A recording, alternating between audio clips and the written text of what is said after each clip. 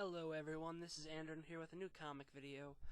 I feel I've kind of been neglecting the comic readers in my audience, I guess you could call it, by just doing commentaries nowadays. I really do want to do more comic-based videos along with commentaries because I love doing both.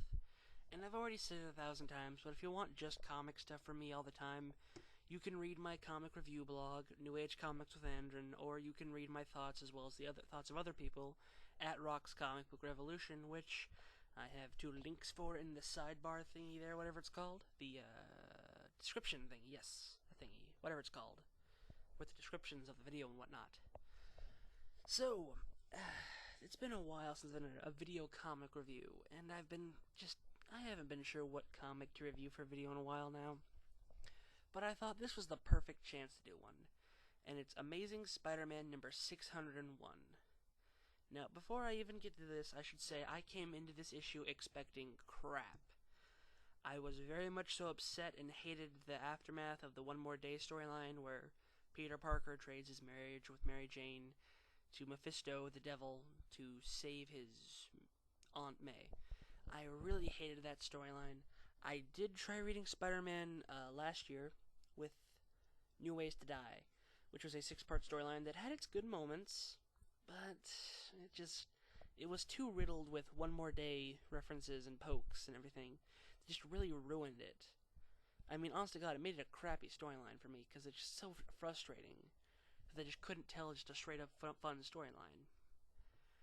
But with number 600 coming out a couple weeks ago, I decided I didn't get it, but I heard nothing but good things about it. So I'm like, you know what? I grew up with Spider-Man. He was one of my heroes along with Batman and characters from the X-Men, and Sonic and Mario versus other heroes. But man, I just wanted to give Spider-Man at least one more chance, one more fair shake. And that's what I'm doing here with Amazing Spider-Man number 601, which is the part 1 of the Red-Headed Stranger storyline, which has the return of Mary Jane. Now, this isn't Mary Jane's first return. She did return a while back last year, and we got these really frustrating hints at One More Day, like she was reading Faust, she was talking to Spider-Man on the intercom of this house she was in, and she's like, well, we knew each other from another life. And I'm like, oh, bitch must die. Stop the pain. It was just very frustrating. But with this, it's her return, and I gotta say, I enjoyed it. Like I said, I came in this with incredibly low expectations, expecting One More Day pokes and everything else to piss me off, but it didn't. Now, it's written by Mark Waid, with art by Mario Alberti, with a backup story written by Brian Michael Bendis, and with art by Editor-in-Chief Joe Quesada. So, let's first cover the good. Now, I was very surprised by how much I enjoyed it. It was a solid one-shot story, really, rather than part 1 of an arc. Now, there have been some complaints, and this is just something I'm going to mention quickly because it doesn't bother me personally, is that Spider-Man drank, and I guess Spider-Man never drinks alcohol. I didn't even know this, okay? But I guess, the fact that he did get drunk, I guess let's see, I understand why it pissed off fans. Because, when a character does something so out of character, it's frustrating. Then again, trading away your supermodel wife for a dying old woman is frustrating too. So yeah.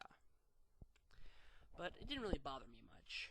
So, as Peter wakes up, he had a one-night stand with his roommate Michelle, and it's just hilarious.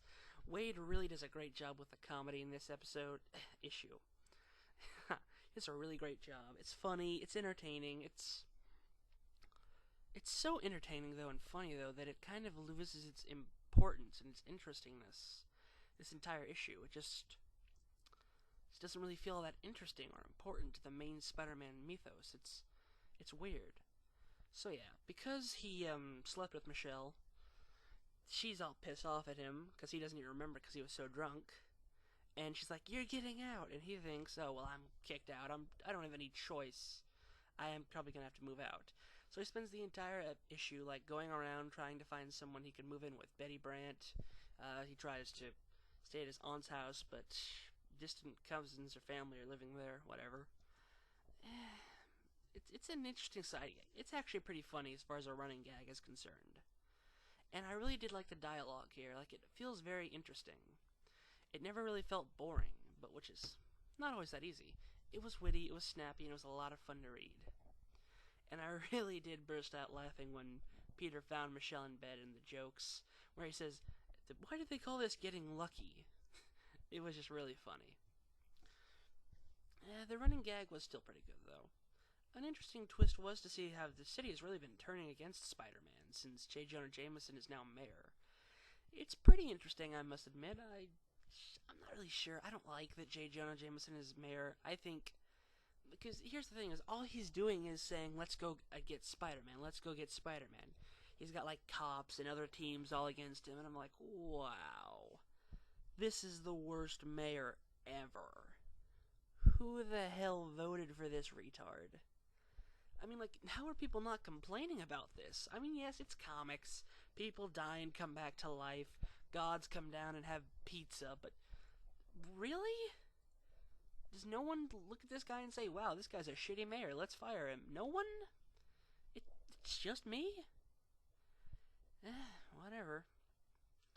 Well, I did, for the most part, at least enjoy this issue. It was pretty good. The story was well told, even if there was more like a one-shot story, really, than a part of an arc.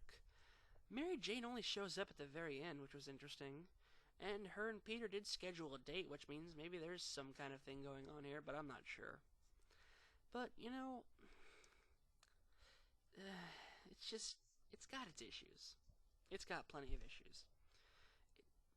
While I did like Mario Alberti's art, I mean, he really does do a really good job here. I'd probably give it like a 4 out of 5, maybe even. He just has some really weird moments.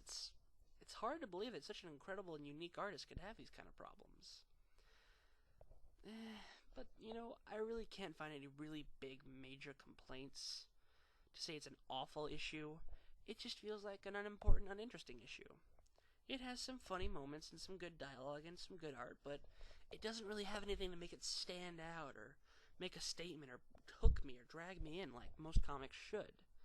And while a good issue is a good issue, if it doesn't really leave you with a feeling of wanting more next time, well then what's the point? So I will say that I am going to pick up issue number 602, and if you guys want, I will do a review of that, because it's coming out this week. So yeah, that's all I have to say. It's a good issue. It's still got some problems. Brand New Day is still in a frustrating status quo, but if you really want to give Spider-Man a try again, I think this is a good chance. I'm going to get next issue. I'm probably going to get the whole Red-Headed Stranger arc for however long it is. I don't even know how long it is. But I'm also probably going to stick around maybe. I'm not going to add it to the pull list or anything. But I'll check out storylines like The Return of Black Cat and when Deadpool shows up, being written by Joe freaking Kelly. I mean, come on now, I'd be an idiot to miss out on that. But you know, it's just... check it out if you really want. It's only $2.99 also. Oh, and I can't believe I almost forgot. The backup story, I don't want to spoil it. It's just a conversation. It's like 7 pages between Spider-Man and Jessica Jones. Absolutely amazingly well done.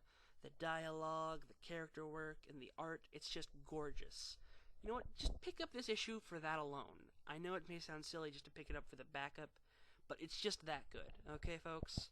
So this is Andron. Just a really quick review. Well, not really quick. 8 minutes. That's all I gotta say. This is Andron, the Metal Hellspawn. Adios.